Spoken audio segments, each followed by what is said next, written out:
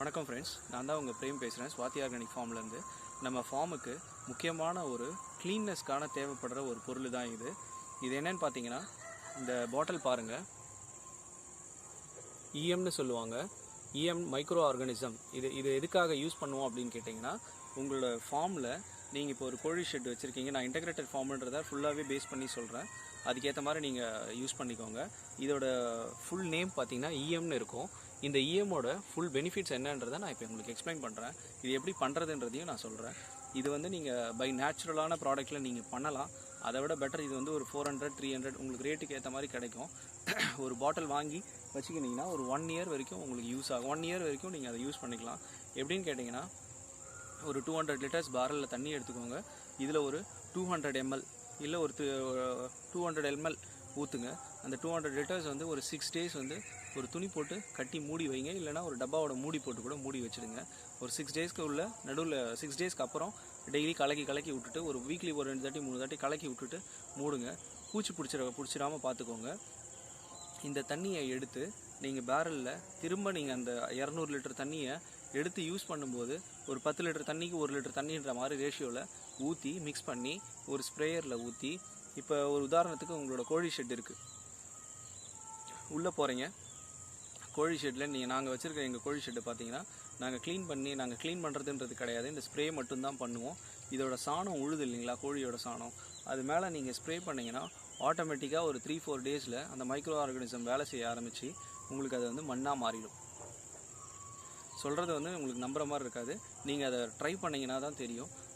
கோழி ஷெட்டு உள்ள நீங்கள் கம்ப்ளீட்டாக ஸ்ப்ரே பண்ணலாம். அதே மாதிரி மாட்டு ஷெட்டில் நீங்கள் மாடு சாணம் வந்து தண்ணியில் போனதுக்கப்புறமோ இல்லை சாணம் மாடு இருக்கிற இடமோ ஒரு வீக்லி ஒன்ஸ் ஒரு தாட்டி நீங்கள் வந்து ஸ்ப்ரே பண்ணி விட்றீங்க அப்படின்னா கம்ப்ளீட்டாக வந்து உங்களுக்கு அந்த சாணம் அதோட என்னென்ன மெட்டீரியல்லாம் உள்ள வேஸ்ட் மெட்டீரியலுக்கோ எல்லாமே டைல்யூட் ஆகி மண்ணாயிடும். என்ன இருக்கும் இதில்னு பார்த்தீங்கன்னா, இது வந்து ஒரு ஊறுகாய், ஒரு தயிர், இந்த மாதிரி தான் இது. இதை அவங்க ரெடி பண்ணி நமக்கு கொடுக்கும்போது நம்மளால் இதை மெனக்கெட்டு ரெடி பண்ணுறதை விட இதை வாங்கி வச்சுக்கிட்டோன்னா இந்த ப்ராசஸ் பேரலில் ஊற்றி இதை ரெடி பண்ணி இந்த 200 லிட்டர் தண்ணியில் பண்ணுறது ஆல்மோஸ்ட் இது வந்து பார்த்திங்கன்னா பஞ்சகாவியா மாதிரி தான். ரெடி பண்ணி வச்சுக்கிட்டு நீங்கள் ஸ்ப்ரேயில் ஊற்றி ஸ்ப்ரே அடிச்சிங்க அப்படின்னா உங்களுக்கு கம்ப்ளீட்டாக உங்கள் ஷெட்டு க்ளீனாகவே இருக்கும் எனி டைம். கோழி ஷெட் வச்சுருக்கிறவங்க 3 டேஸில் அது மண்ணாயிடும். ஒரு 15 நாளைக்கு ஒரு தாட்டி கோழியோட டென்சிட்டி பொறுத்து நீங்கள் அடிக்கணும். உங்களுக்கு எப்போல்லாம் பேட் ஸ்மெல் உள்ளே வர மாதிரி இருக்கோ, இல்லைனா உங்களுக்கு எத்தனை நாளைக்கு ஒரு தாட்டி நீங்கள் அடித்தா அந்த பேட் ஸ்மெல் இல்லாமல் இருக்குன்றதை நீங்கள் ஒரு கால்குலேட் பண்ணிவிட்டு அத்தனை நாளைக்கு ஒரு தாட்டி ப்ரிஃபர்டாக நீங்களே அடிச்சிட்டிங்க அப்படின்னா உங்களுக்கு வந்து அந்த உங்கள் ஸ்மெல்லோ அந்த கோழி சாணமோ உள்ளே போகிறீங்க அப்படின்னா உங்களுக்கு காலில் ஒட்டுறது அந்த மாதிரி எதுவுமே இருக்காது. கம்ப்ளீட்டாக அங்கே கோழி வளர்க்குறோன்ற மாதிரியான ஒரு சிம்டம்ஸே இல்லாமல் அவ்வளோ நல்லாயிருக்கும். மாட்டுக்கு இதை வந்து தண்ணியில் கலந்து வச்சிங்கன்னா வயிறு சுத்தமாக இருக்கும், நல்லாயிருக்கும். கோழிங்களுக்கும் அதுங்களோட ஃபீடில் கலந்து வைக்கலாம், இல்லை தண்ணியில் கலந்து வைக்கலாம். மீன் குட்டையில் ஒரு சப்ஸ்கிரைபர் வந்து கேட்டிருந்தாரு, எத்தனை நாளைக்கு ஒரு தாட்டி இதை மீன் குட்டையில் கலப்பீங்க, உங்களோட குட்டை பச்சையாக இருக்கணுன்றதுக்காக இதை எப்படி யூஸ் பண்ணுறீங்கன்னு கேட்டார். இந்த மாதிரி 200 லிட்டர் பாரலில் நீங்கள் ரெடி பண்ணதை ஒரு 10 டேஸோ இல்லை 15 டேஸ்க்கு ஒரு தாட்டி ஒரு இப்போ தண்ணி ஒரு 1 லிட்டர் 2 லிட்டர் எடுத்துங்க. மோட்டர் தண்ணி இறக்கிற இடத்துல கொஞ்சம் கொஞ்சமாக ஊற்றிக்கிட்டே இருந்தீங்கன்னா குட்டை ஃபுல்லாக ஸ்ப்ரெட் ஆகிடும். எவ்ரி ஒரு 15 டேஸ் ஒன்ஸ் நீங்கள் ஊற்றுங்க. உங்களோட குட்டையில் வந்து அந்த க்ரீன்னஸ் வந்த உடனே நீங்கள் ஊற்றுறதை ஸ்டாப் பண்ணிக்கோங்க. திரும்ப க்ரீன்னஸ் குறையுது, ரொம்ப லோவுக்கு போகுதுன்னா அப்போ திரும்ப ஊற்ற ஆரம்பிங்க. இதே மாதிரி பஞ்சகாவியாவும் ரெடி பண்ணி வச்சுக்கிட்டு நீங்கள் ஊற்றலாம். இதே மாதிரி ரெடி பண்ணி வச்சுட்டு ஊற்றலாம். பஞ்சகாவியா ரெடி பண்ணுறதுக்கு உங்களுக்கு தேவையான விஷயம் என்னென்னு பார்த்தீங்கன்னா, நாட்டு மாட்டு சாணம், நாட்டு மாட்டு கோமியம், இதை ரெண்டும் எடுத்து ஒரு பேரலில் ஃபஸ்ட்டு நல்லா கலந்துக்குங்க. தண்ணி ஊற்றி கலந்து உங்களுக்கு தேவையான அளவுக்கு தண்ணி ஊற்றி கலந்து ரெடி பண்ணி வச்சுக்கோங்க. அதுக்கப்புறம் ஒரு 3 நாள் விட்டு பால், தயிர், நெய், வாழைப்பழம், வெல்லம், இப்படி ஒரு இன்க்ரீடியண்ட்டாக கலந்துக்கிட்டே வாங்க. எது விலை கம்மியாக இருக்குதோ அதை ஜாஸ்தியாக கலந்துட்டு, எது விலை கம்மியாக இல்லையா அதிகமாக இருக்குதோ அதை கம்மியாக கலக்கிற மாதிரிலாம் பண்ணாதீங்க.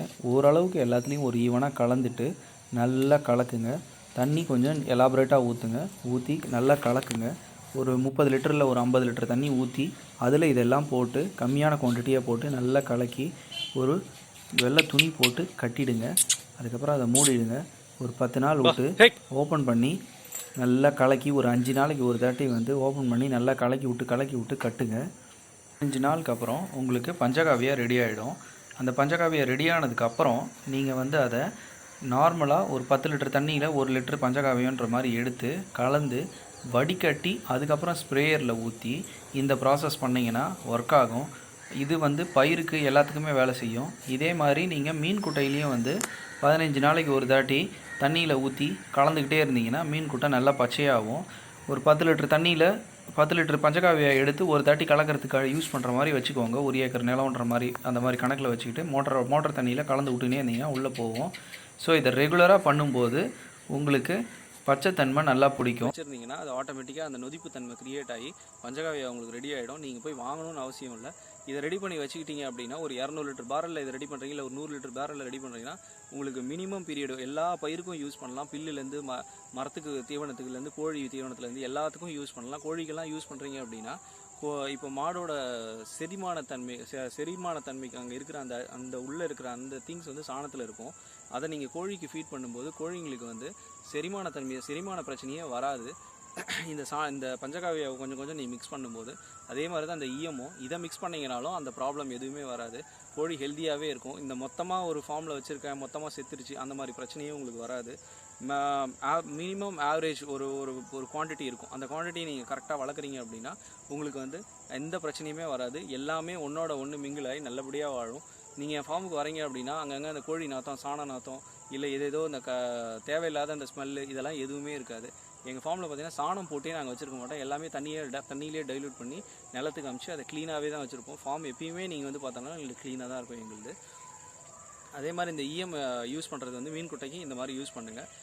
தண்ணியில் கலந்துட்டீங்க அப்படின்னா ஆட்டோமேட்டிக்காக பச்சை பிடிச்சிடும். இதே மாதிரி வாழை மரம் நீங்கள் சுற்றி ஃபார்ம் குட்டையை சுற்றி வச்சுருக்கீங்கன்னா வாழை மரத்தை கட் பண்ணி அதில் நீங்கள் எவ்வளோ ஸ்ப்ளிட்டப் பண்ணி போடுறீங்களோ, இல்லை மாட்டுக்கு போட்டு அது சாணமாக உள்ளே போனாலும் சரி, இல்லை டேரெக்டாகவே வாழை மரத்தை நீங்கள் துண்டு பண்ணிவிட்டு கோழிக்கு போட்டிங்கன்னா கோழி சாப்பிடும்.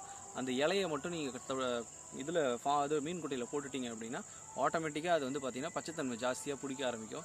ஸோ இதெல்லாம் நீங்கள் போடும்போது ரொம்ப டார்க் பச்சையாகாமல் வெள்ளூர் பச்சையில் இருக்கிற மாதிரியே மெயின்டைன் பண்ணுங்கள் குட்டையை. மீன் நல்லாவே வளரும். அதுக்கு தேவையான எல்லா பிளான்டான்ஸும் அதில் ஆட்டோமேட்டிக்காக வளர ஆரம்பிக்கும். நீங்கள் அப்பப்போ உங்களுக்கு தண்ணியை செக் பண்ணணும்னு நினச்சிங்கன்னா ஒரு பாட்டில் ஒயிட் கலர் கண்ணாடி பாட்டிலில் மொண்டு பார்த்தீங்கன்னா அதில் உள்ளே இருக்கிற அந்த தண்ணி வந்து பச்சை கலந்த மாதிரி இருக்கணும். ரொம்ப டார்க் பச்சையாகவோ இல்லைனா கருப்பு கலரில் மாறிடுச்சு தண்ணி கெட்டு போச்சுன்னு அர்த்தம்.